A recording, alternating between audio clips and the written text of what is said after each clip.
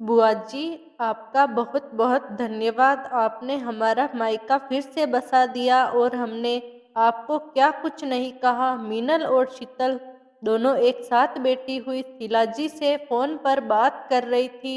उसके बाद उन्होंने आग्रह करके शिलाजी को संक्रांति पर घर आने के लिए कहा। मुस्कुराते हुए शिलाजी ने जवाब दिया, अगर अब की संक्रांति को तुम्हारी भाभी मेरी नीता बहुरानी छुट्टी पर रही तब तो है पिंकी को संभाल लेगी। अगर उसकी छुट्टी हुई या वह लेने में समर्थ होगी तो मैं जरूर थोड़ी देर के लिए आ जाऊंगी। नीता को आजकल ऑफिस में काम भी बहुत ज्यादा हो रहा है। मीनल और शीतल के लगातार आग्रह को देखते हुए बुआ जी ने उन्हें कहा, ठीक है, मैं अपनी तरफ से पूरी कोशिश करूंगी। फोन रखने के बाद शिलाजी पुरानी यादों में खो गई। उनकी भाभी की असमी मृत्यु ने उनके मायके में पूरे घर को तोड़कर रख दिया था। माता पिता तो उसके पहले से ही नहीं थे। बड़ी भाभी कलकत्ता में रहती थी। उनका तो दिल्ली आना ही सालों में होता था। वह भी केवल 2 ही बार कोलकाता गई थी। दिल्ली में रहने वाली छोटी भाभी ही सारे 30 त्योहार निभाती थी। शिलाजी के मायके में जब भी वह भाई के पास जाती तो दोनों भतीजियां और छोटा भतीजा खुशी से फूला न समाता। उन्हें भी शिलाजी के लाए उपहारों का बहुत इंतजार होता था।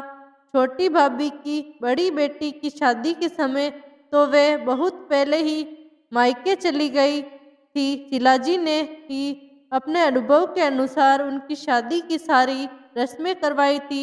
बड़ी भाभी तो केवल शादी वाले दिन ही भैया के साथ आई थी और दूसरे दिन ही चली गई थी क्योंकि बच्चे उनके साथ नहीं आए थे। शिलाजी की अपनी भी बेटी और बेटे का विवाह हो चुका था, इसलिए उन्हें घर की तो कोई चिंता न थी।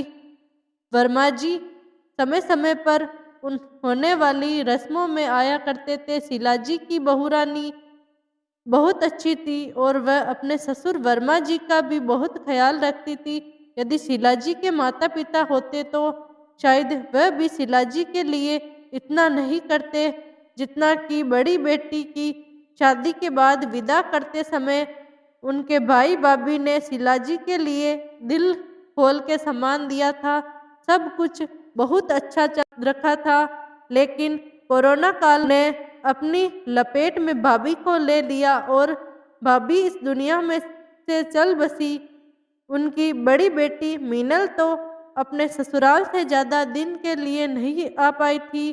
बेचारी शीतल ने ही जैसे तैसे खुद को और छोटे भाई बिट्टू को संभाला। काफी समय तो शिलाजी ने भी शीतल और बिट्टू के पेपर तक रहकर घर को संभालने की कोशिश की।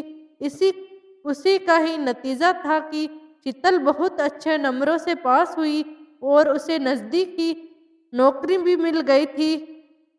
समय अनवरत गति से चल रहा था। शीतल ने भी अपनी पसंद के लड़के से विवाह करने का फैसला किया था। भैया ने जब शिलाजी से राय मांगी तो शिलाजी ने भैया को समझाया कि लड़का ठीक है और बिना वजह उन दोनों की शादी करने से न रोका जाए। अब के भी शिलाजी ने शीतल की शादी के समय भैया के घर पर सप्ताह पहले जाकर सारे काम करवाए, लेकिन क्योंकि अब अपनी बहू प्रिया भी उम्मीद से थी, इसलिए वह भी वहां पर ज्यादा समय नहीं रह सकती थी। विवाह के अगले ही सप्ताह वह अपने घर लौट आई थी। शिलाजी के पोती होने के बाद तो उनका अपने मायके जाना बहुत ही मुश्किल हो गया था। हालांकि उन्हें अपने छोटे भाई और बिट्टू की बहुत चिंता थी। उनके घर के समीप रहने वाली भावना जी की बेटी तलाक के बाद से काफी समय से अपने घर में ही रह रही थी। भावना जी अक्सर अपनी बेटी के लिए दुखी रहती थी क्योंकि उन्हें डर था कि अभी तो उनकी बेटी और उसके बच्चे को वे देख लेती है। उनकी मृत्यु के बाद उनके बेटे बहू जो कि उनकी बेटी को बिल्कुल पसंद नहीं करते, उनके बाद में उनकी बेटी और उसके नाती का क्या होगा। शिलाजी ने भावना जी की बेटी से अपने भाई की शादी की बात चलाई। अपनी बेटी का फिर से घर बस में की सोचकर ही भावना जी के तो खुशी से आंसू बहने लगे। शीलाजी ने भावना जी को विश्वास दिलाया था कि उनका भाई भावना जी की बेटी ममता के बेटे को भी खुशी खुशी स्वीकार कर लेगा। हालांकि ममता भी अड़ोस पड़ोस के थोड़े से कपड़े सिलकर अपना काम तो चला रही थी, लेकिन अपना और अपने बच्चे का भविष्य उसी भी अंधकार में ही लग रहा था। शीलाजी और भावना जी के आग्रह करने पर वह भी शीलाजी के भाई से विवाह करने के लिए तैयार हो गई थी। शीलाजी का छोटा भाई तो उनकी कोई भी बात कभी टालता ही नहीं था। उसने हमेशा शीलाजी को अपनी माँ के समान ही समझा था। शीलाजी की बात सुनकर वह भावना जी की बेटी ममता और उसके बेटे दोनों को अपनाने को तैयार थे, लेकिन उनके तीनों बच्चे इस बात के सख्त खिलाफ थे। हालांकि भावना जी ने बेटियों को बहुत प्यार से समझाया कि वे ममता को बहुत समय से जानती है। उन्होंने दोनों बेटियों को कई बार समझाया कि तुम दोनों भी अपने व्यस्त जीवन से पापा का ख्याल नहीं रख पाओगी। 8वीं क्लास में पढ़ने वाले छोटे भाई को भी माँ की ज़रूरत होगी, क्योंकि उनके पिता शीलाजी का भाई अपने दफ्तर में अत्यधिक व्यस्त रहते हैं। लेकिन फिर भी उनके बच्चे इस शादी के पक्ष में नहीं थे। वह किसी भी और के बच्चे को अपना भाई मानने को तैयार नहीं थे। घर में कोई सौतेली माँ नहीं चाहिए थी, लेकिन शीलाजी ने किसी का कहा नहीं माना और अपने भाई को मनाकर ममता के साथ में उसका विवाह करवा ही दिया। गुस्से के मारे शीतल और मीनल ने उनसे बिल्कुल बात नहीं करी और वह उस नई माँ से भी वह दोनों ही गुस्सा थी। विवाह के दूसरे ही दिन वह दोनों बहनें अपने अपने ससुराल चली गई थी। साथ में वह बिट्टू को भी ले गई थी। धीरे धीरे बिट्टू को अपने घर की याद आई।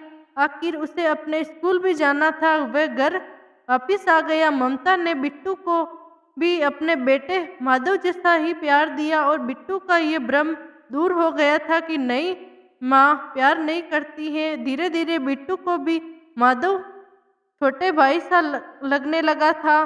विवाह के बाद संक्रांति से पहले ममता ने दोनों बहनों को लिवाने के लिए बिट्टू के साथ उसके पापा को भेजा, तो बिट्टू के कहने पर दोनों बहनें घर भी आ गई थी। ममता ने दोनों बहनों को बहुत प्यार से अपने सामने बैठाकर समझाया कि तुम्हारी मम्मी के सारे गहने मैंने लॉकर में रखवा दिए हैं। मैं तुम दोनों का विश्वास के साथ कहती हूँ कि वे तुम्हारे भाई बिट्टू की पत्नी तुम्हारी भाभी ही पहनेगी। मैं और मेरा बेटा माधव तुमसे सिर्फ प्यार की दरकार रखते हैं। तुम चाहो तो मैं तुम्हें लिखकर भी दे सकती हूँ कि तुम्हारे पिता की जायदाद में से भी मेरा बेटा माधव कभी कोई हिस्सा नहीं मांगेगा। हम तो यहाँ एक परिवार बनाने आए हैं और तुम दोनों के बिना परिवार पूरा कैसे होगा। ममता ने प्यार से दोनों बेटियों को कहा। मैं अपने बेटे के साथ जब अपने मायके में रहती थी तो मेरे भाई के व्यवहार के कारण मेरा मन अंदर तक टूट जाता था। मैं कभी नहीं चाहूँगी कि तुम दोनों के साथ भी कुछ ऐसा ही हो।